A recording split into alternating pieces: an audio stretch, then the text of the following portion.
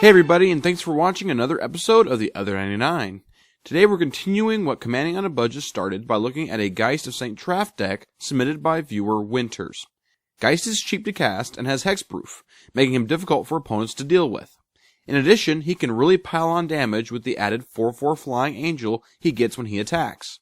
His effects and low casting cost make him attractive for anyone who wants to play blue-white, but his weakness is that as a 2/2 he doesn't trade very well in combat, so it can be difficult to attack when the opponents have even an insignificant creature that can block and kill him. This deck is a control deck that doesn't try too hard to dominate the board, but instead interacts passively until it is time to win. One of the things that this deck stresses in the creature department is quality over quantity. One of these qualities is the ability to do something to affect the board as soon as the creature hits the battlefield. Wispmare. Is an enchantment giving you trouble? Not anymore.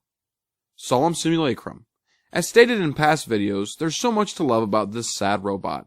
He grabs a land when he enters the battlefield, and he gets you a card when he leaves. Gilded Drake trades places with the best creature on the field. Chancellor of the Spires. Your opponents better pray that they don't have a right of replication in their graveyard. Snapcaster Mage. With Flash and the ability to bring back spells from your graveyard, this guy lets you reuse some much needed spells. Phyrexian Metamorph. Why should your opponents be the only ones to have nice things? Karmic Guide.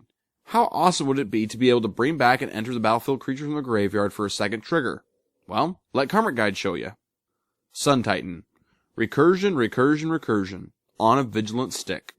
Marshal's Anthem. While not a creature, this little enchantment can jumpstart your recovery after the dust settles from a late game Wrath of God, getting even more mileage out of your enter the battlefield dudes.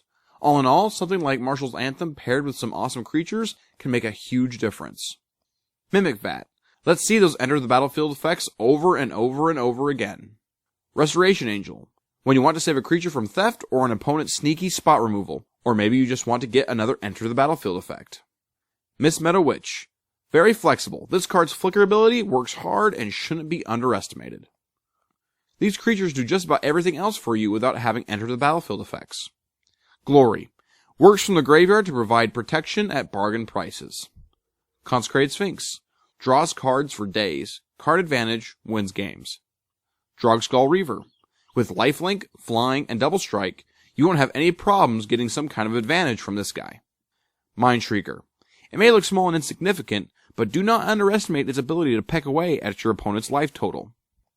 The artifacts and equipment in this deck are especially good with Geist due to him having hexproof, but can make any of your small creatures into a very real threat. Darksteel Plate. Geist having hexproof can be a pain, but making him indestructible just causes headaches. Batterskull.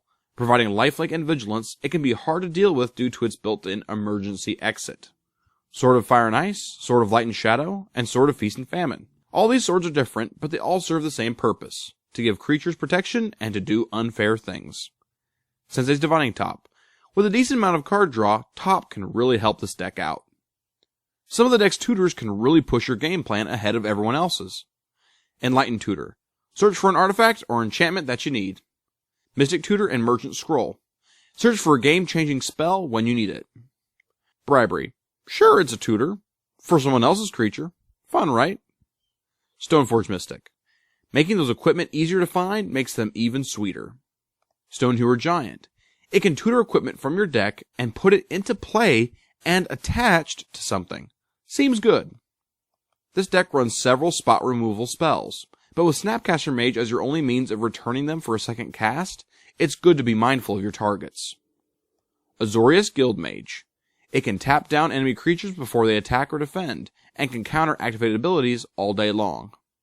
Return to Dust. Gets rid of an artifact or enchantment and takes its friend with it. Swords to Plowshares and Path to Exile. Getting rid of important creatures and giving your opponents minimal advantage seems like a great trade. Condemn and Wing Shards. Take care of attacking creatures. Wing Shards can add up to having your opponent sacrifice their entire attacking team, and Condemn can tuck important creatures. Spin into Myth. A truly powerful removal spell, great against opposing generals. Ablation. Another great way to get rid of creatures that can be used on your own stuff if you desperately need to dig. Capsize. A well-known and well-loved bouncing buyback removal spell. Running a large chunk of mass removal is essential to this deck's strategy. It is important to deal with the board state when an aggressive creature-heavy deck starts to overwhelm your defenses. Austere Command. Little creatures, big creatures, artifacts, enchantments, decisions. Terminus and Hallowed Burial. To the bottom of the deck, the army goes.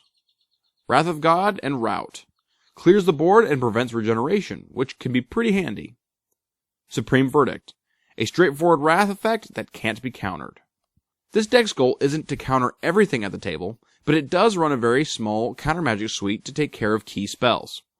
Cryptic Command and Spell Crumple. They both counter spells, one tucking them and the other getting additional value. Dawn Charm. Counter a spell targeting you, or get yourself a fog. Glanalandra Archmage. It flies, counters spells, and persists. What's not to love? Getting to the end of the game may take a little while, so here are some cards that'll help you stay in the game until the very end. Angel Song. A fog that has the option to cycle. No combat damage today, Junior. Time Stop. The ultimate game staller. This card stops just about anything bad from happening. Someone about to combo off and win? Time Stop. Someone about to play an annoying, uncounterable general? Time Stop. How about a game-ending attack? Time Stop. Mirror Strike. So you're attacking with a huge and heavily equipped creature? Well, surprise! Sphinx's Revelation. Gain 10 life and draw 10 cards. Card advantage wins games. Eventually you are going to want to close out the game, and so here are some cards that will help you do just that. Pristine Angel. It flies and has protection from just about everything. Achroma Angel of Wrath. Really does do almost anything. You can really rely on her to be a great game-closing creature.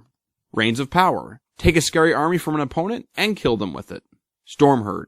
Get a huge number of 1/1 flyers? Okay. Rite of Replication. 5 Massacre Worms? I think so.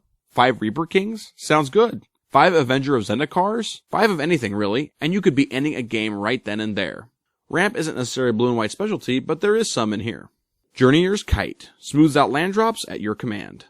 Soul Ring. Turn 1 Plains and Soul Ring. Turn 2 Island and Geist. Land Tax. Someone is bound to have more land than you. And now for the deck's lands.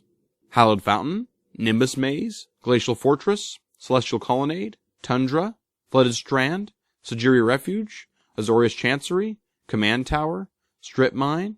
Halimar Depths. Lonely Sandbar. Secluded Steppe. Vesuva. Prov Spires of Order. Mystifying Maze.